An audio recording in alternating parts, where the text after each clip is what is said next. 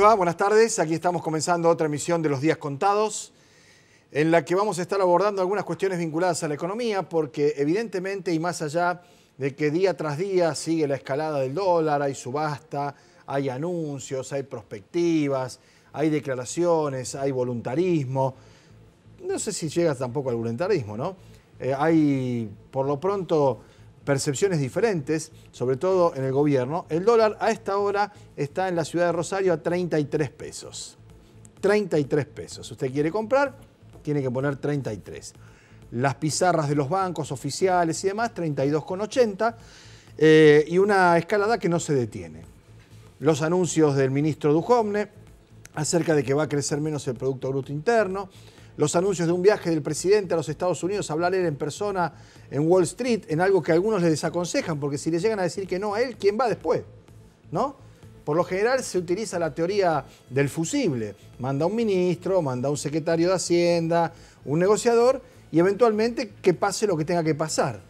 Pero no sé si es exceso de confianza o son las últimas cartas que se juegan, pero lo cierto es que hay una situación desde el punto de vista de la economía y los mercados fuera de control para el gobierno, y esto en el exterior, y eso es lo que vamos a hablar con el profesor Diego Añaños en un rato nada más, supone un escenario distinto al que nosotros estamos viendo. Porque más allá de los compromisos políticos, de las creencias, de la confianza, de la desconfianza, hay indicadores que objetivamente en los mercados, en las planillas, se manejan, se elaboran y a partir de eso se toman determinaciones. Sin el nombre propio de la nación, del país o del grupo. No es Argentina, no es Venezuela, o no es Nigeria, o no es Turquía. Póngale, si usted quiere, como le gusta al gobierno, un animalito, que sea un guanaco, un chancho, un perro, cualquier cosa. Y de los indicadores de ese sujeto. Cuánto tiene de tasa de inflación, cuánto tiene de fuga de capitales, cuánto tiene de desocupación, cuánto tiene de caída de actividad industrial, y eso da un resultado que toman luego algunos agentes financieros para tomar el riesgo de lo que significa eventualmente invertir en la Argentina o tener bonos de la Argentina. Ahí están los bonos de seguro de default. Lo voy a explicar a Añaños con mucha claridad para que lo entendamos todos. Y esas son situaciones, percepciones y decisiones que no están, entre comillas, contaminadas por la visión política de alguien que pueda estar en oposición al gobierno o alguien que sea efectivamente proclive a sostener las políticas del gobierno. Esto es como medir la fiebre, esto es un termómetro, esto es un dato verificable y objetivo que aplican los mercados, los analistas económicos, los grandes grupos financieros para evaluar cuáles son las chances de la salida de una crisis económica muy profunda como la que está atravesando la Argentina. De eso, perdón, en un rato vamos a estar hablando con Diego Añaños. Pero antes de irnos a la pausa que precederá ese reportaje, alguna referencia a un tema que está relacionado con la provincia de Santa Fe y que tangencialmente tiene un rebote nacional. ¿Por qué? Porque el gobernador Miguel Lifschit hizo un último intento la semana pasada al reunirse con Marcos Peña para ver si podía obtener algún apoyo en la reforma constitucional. Un tema que francamente parece que tiene de acuerdo a todos en que hay que hacerlo, pero nunca en cuándo hacerlo. A partir de ese desacuerdo, que es el más importante que el acuerdo, no va a haber reforma constitucional en la provincia de Santa Fe. Y esto, si ustedes nos acompañan desde hace ya algún tiempo en nuestro programa, lo habrán escuchado desde el mismo momento en que desde el gobierno de la provincia de Santa Fe, enjundiosamente, decididamente, Miguel Lifschit salió a proponerlo. Hubo marchas y contramarchas, hubo proximidades y lejanías, pero lo cierto es que muy pocos pensaban, fuera del propio Lifschit, que había alguna chance de que se reformara la Constitución para la próxima elección y mucho menos chances de que esa próxima elección habilitara a un gobernador que había jurado por una Constitución que limitaba su posibilidad de reelección a aspirar a un nuevo mandato con una cláusula transitoria que lo habilitara. No va a pasar nada de eso, no va a ocurrir nada de eso, e incluso la intentona de Lifschit en la reunión con Marcos Peña, acompañado por algún diputado provincial de su sector y algún diputado provincial de Cambiemos de aquí de Santa Fe, no generó ninguna otra cosa que algún grado de distancia y mayor disputa en la interna del Frente Progresista, que ya tiene perfilado claramente un candidato para las próximas elecciones, una vez que definitivamente desde mañana quede fuera de carrera la ilusoria, hipotética presentación de Lifschitz como un candidato. Al punto que Lifschitz ya está hablando de que no se autoexcluye y que si no quieren que sean, que lo excluyan los demás. Un discurso que se va endureciendo, pero que lamentablemente desde el punto de vista de los resultados esperados por el gobernador no tendrá frutos. Mañana a las 10 de la mañana va a sonar la chicharra en el Palacio Legislativo de la ciudad de Santa Fe. Antonio Bonfatti, como presidente de la Cámara de Diputados, dará por abierta la sesión especial pedida por el Ejecutivo para el tratamiento exclusivamente de la habilitación de la reforma constitucional. Expondrá el presidente del bloque de diputados del Frente Progresista, Rubén Galassi, la necesidad, la importancia y la oportunidad de sancionar la reforma, la ley que posibilite la reforma. Luego hará uso de la palabra brevemente el diputado Rubeo, probablemente otro diputado del peronismo y finalmente, si es que no ha cambiado de idea, el diputado Federico Angelini de Cambiemos. Estos últimos van a rechazar brevemente, concisamente, la perspectiva de que se apruebe la necesidad de la reforma. Se someterá a votación y habrá tan solo 24 votos favorables cuando serían necesarios 32 o 34. 34 si estuvieran todos, en principio 32 porque aparentemente habrá un par de ausentes, y cuando digo un par son dos, no es en sentido figurado, y por tanto la sesión, que probablemente dure entre 25 y 30 minutos, a lo mejor 40, si alguno es más, ¿cómo decirlo?, espontáneo, locuaz en su disertación, en media hora se termina. Se vota, se rechaza, hace falta 2/3, una mayoría especial para el tratamiento sobre tablas, se pasa a comisión y allá dormirá el sueño de los justos. Veremos qué ocurre el año que viene. Difícil que ocurra algo el año que viene, que es un año electoral en donde prácticamente las actividades parlamentarias se entran a diluir. A partir de eso es que va a haber posicionamientos muy claros dentro del partido o dentro del Frente Progresista, que presumo que una vez que termine este trámite, incluso hasta la nomenclatura va a cambiar, pero será Antonio Bonfatti quien lidere o quien se perfile como candidato a gobernador. El peronismo, que tendrá que dirimir su candidatura a través de una interna en la que estarán Perotti, estará Giacone, estará Marcos Clery y veremos si está también María Eugenia Bielsa. Y Cambiemos, que tiene por un lado a José Corral, que ya está decidido a competir, y Federico Angelini, que pasada la primavera, a partir de septiembre, octubre, hará recorridas en forma ya oficial como precandidato de Cambiemos. ¿Qué va a pasar ahí? Si el gobierno nacional no quiere que haya interna, y se decidirá a partir de las encuestas y lo que Marcos Peña y Mauricio Macri terminen decidiendo. Pero si hay interna es Angelini versus Corral. Dicho esto, que sabemos también que tiene una suerte de repercusión, no sé si microclimática, pero no tan vasta como lo que vamos a abordar inmediatamente después de la pausa, los invito a que compartamos este corte comercial muy breve de 1 minuto y medio apenas y volvemos a charlar de economía, de la situación del país, de lo que nos pasa a todos, con el profesor Diego Aniaños. Enseguida venimos.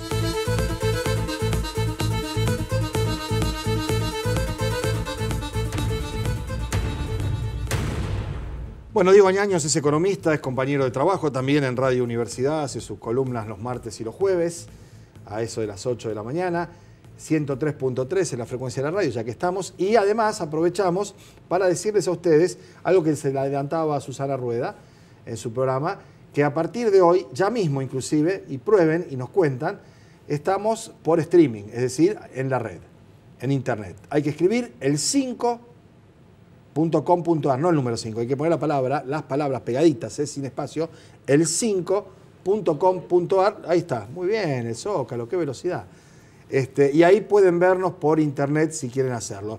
Además, como siempre, en radioactividad.com.ar están los contenidos de nuestros programas de radio, de algunas columnas, los reportajes, el programa entero, los días contados, así que estamos multimediáticos. Aclaro además que yo no tengo ni Facebook, ni Twitter, cualquier Pablo Feldman que publica algo por ahí, Instagram, no soy yo, que es la única manera. Mira, ahí está la camarita, eso que estamos viendo en el monitor ahora, fíjese, Añaño, un poquito más tarde, con una diferencia de algunos segundos por el streaming, es la visión de Internet. Así que la tecnología. En todo el mundo, lo que vas a decir ahora, incluso atento a los tenedores de bonos argentinos en el exterior, porque puede pasar.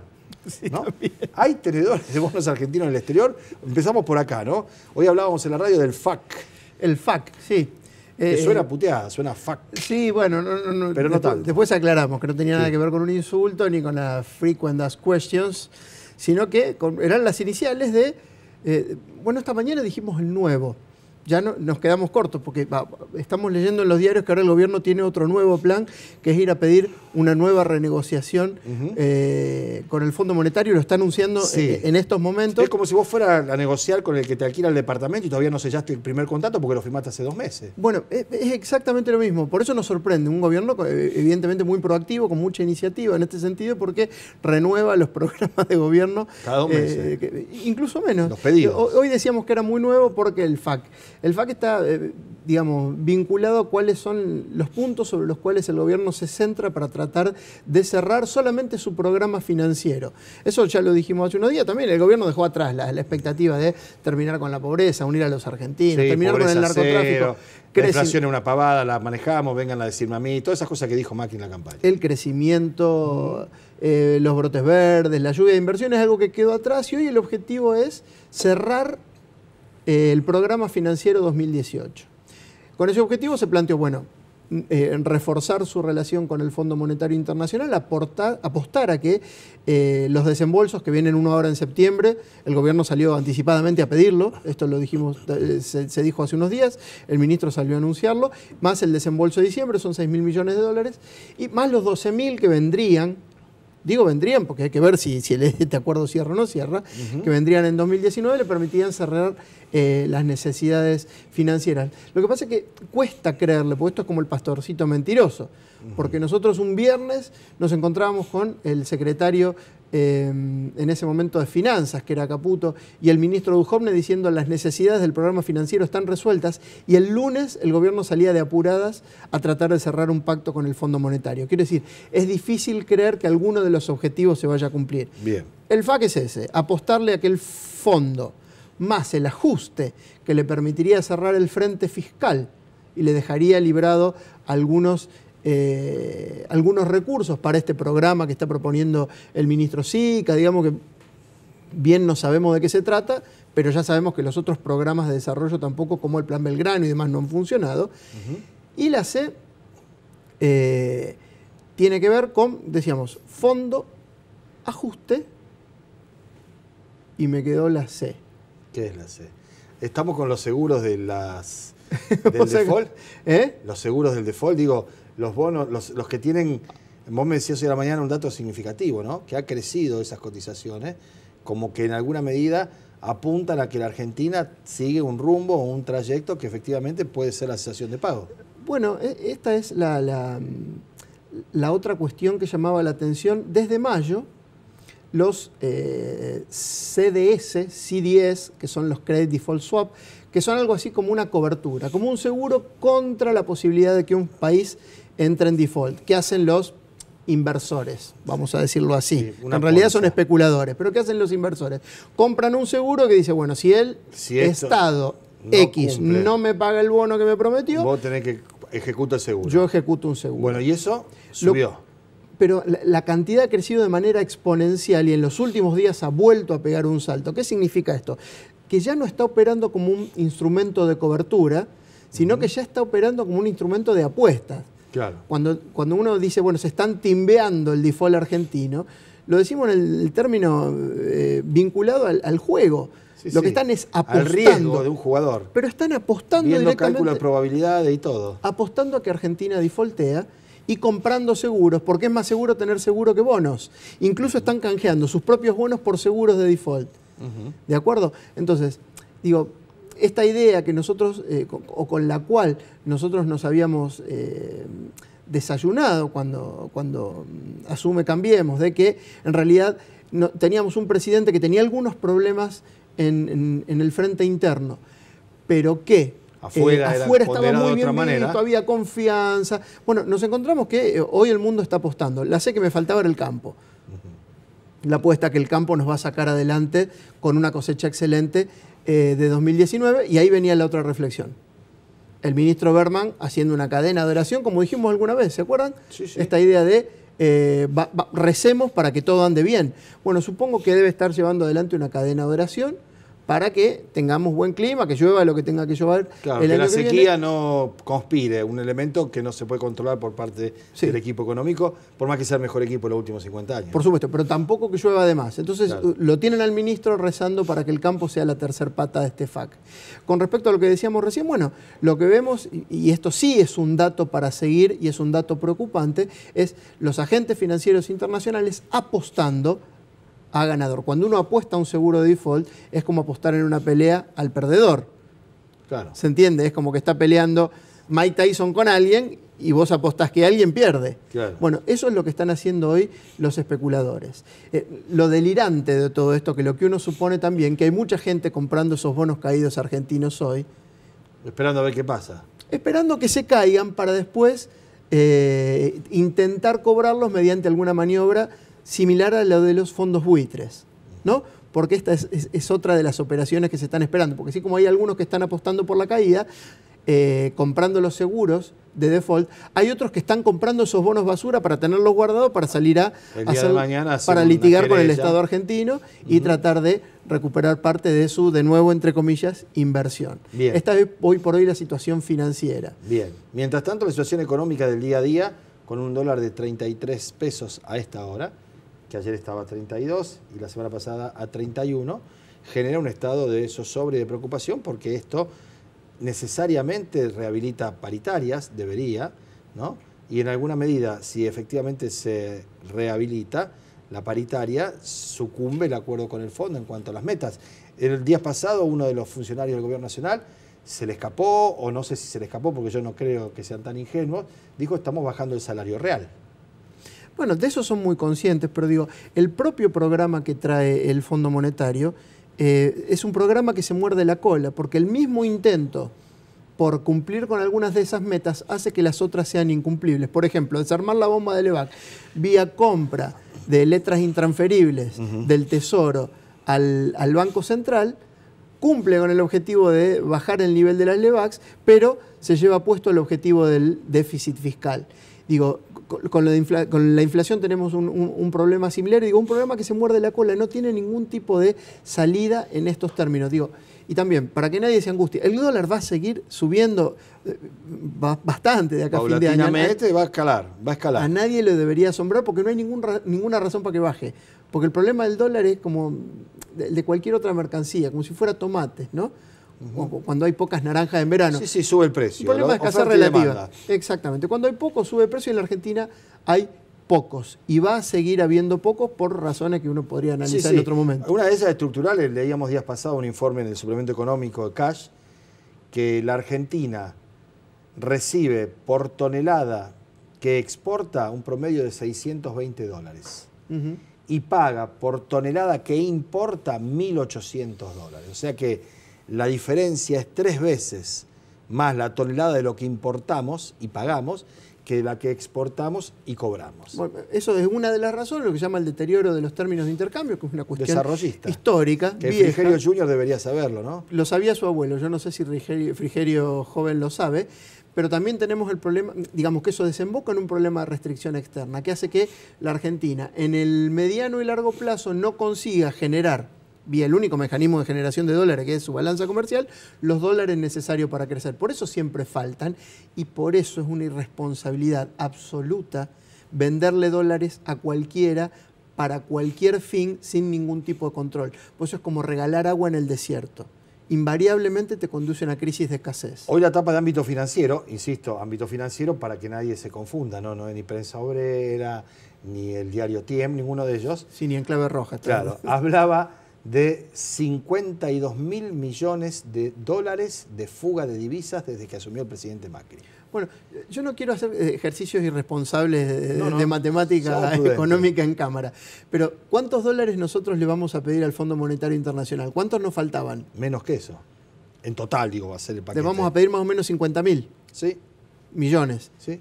En la fuga, nos faltan 50.000 y los 50.000 los encontramos en la fuga. Digo, parece tan claro que a veces cuesta pensar que hay gente que todavía no lo entienda. Los que faltan son los que se fugaron. ¿Y cómo se fugaron? Vía la habilitación de los mecanismos que el gobierno permite desde diciembre de 2015. Sí, entre otras, hacer remesas de ganancia antes incluso de haberla generado prácticamente, ¿no? Permitirle a las empresas sacar el dinero sin ningún tipo de control, permitir que los exportadores no liquiden divisas en el país, venderle dólares indiscriminadamente a quien quiera. Digo, son todas operaciones, son todos instrumentos de política macro que lo que garantizan es que un sector de la población fugue ese dinero. Claro, después esos dólares te faltan. ¿Qué haces? Y pedís un préstamo. Se nota que es ámbito, ¿no? El número es preciso porque son datos oficiales, pero la edición de la noticia dice, fíjate, ahí está. En la era Macri, la gente ya fugó 52.126 millones. La gente, podemos decir quiénes son la gente de esos 52.000 millones. La gente son muy poquitos. Lo llamativo de todo esto es que nosotros permitimos que esa gente fugue y... Los 6 millones será la gente y los otros 52.120 los grandes grupos económicos beneficiados. No, lo delirante de todo esto es que algunos fugaron, pero todos vamos a pagar los intereses. Claro. O sea, esto es la socialización de las pérdidas, es como el hood robbing más maravilloso de la historia. Si perdemos, pagamos entre todos, si ganamos, se las llevan los que ganaron. Ojo, ya lo vimos. Lo vimos con el gobierno militar, mediante, digamos, porque el Estado Nacional, mediante operaciones como el seguro de cambio y demás, garantizó que las deudas que las empresas no podían pagar... Sí, la estatización de la deuda, Cavallo, en su momento, es un servicio patético cada 10 años. Bien. En la época de la dictadura, el 82, después en el 92 hizo la convertibilidad, después en el 2001 hizo el megacanje con Sturzenegger, la especificación asimétrica. Intentó aparecer hace un tiempito, no hace mucho, ¿eh? Sí. Y lo mandaron de vuelta, ¿no?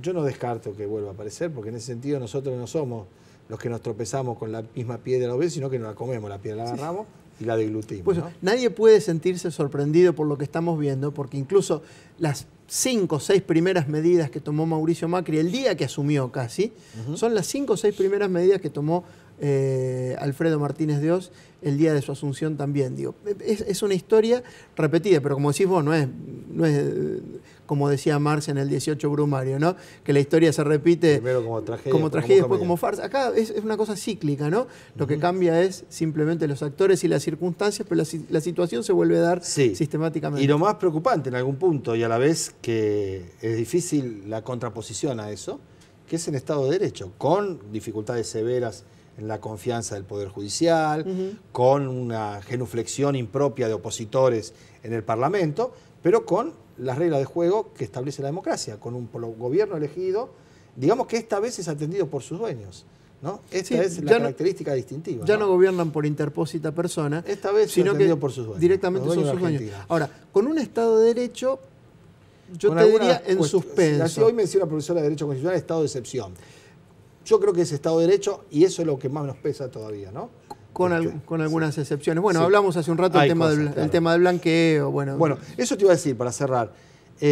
Ahora la AFIP dice que los que coimearon, que pasaron de la categoría de corruptos y coimeros a la de colaboradores y testigos, pueden sostener la plata que blanquearon, que en muy buena medida, es razonable pensar, obtuvieron con esos contratos en los que coimearon.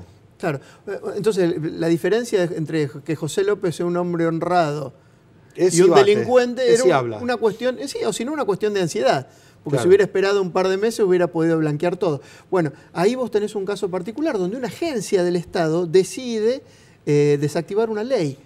Es una cosa no vista. Pasó con el CONFER también, con la ley de radiodifusión. De servicios audiovisuales. Sí. De servicios audiovisuales, una cosa absolutamente delirante. Una oficina del Estado decide desmantela o desactiva una ley. Sí, eso Estado de Derecho te lo debo. Lo revimos. Gracias por venir, Diego. Un gusto como siempre, Pablo, gracias. Nos vamos a la pausa. Cuando volvemos estamos para el tramo final del programa. En un minuto.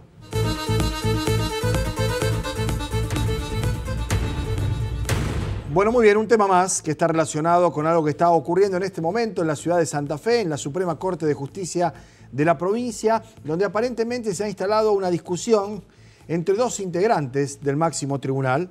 Uno de ellos es el presidente, el doctor Gutiérrez, y el otro el expresidente, el doctor Daniel Herbeta. Parece ser que la discusión está en torno a la perspectiva que asuma Marcelo Saín al frente de la unidad de investigación para fiscales que se ha creado y que se ha concursado, y ganó ese concurso Saín, en la justicia de la provincia de Santa Fe.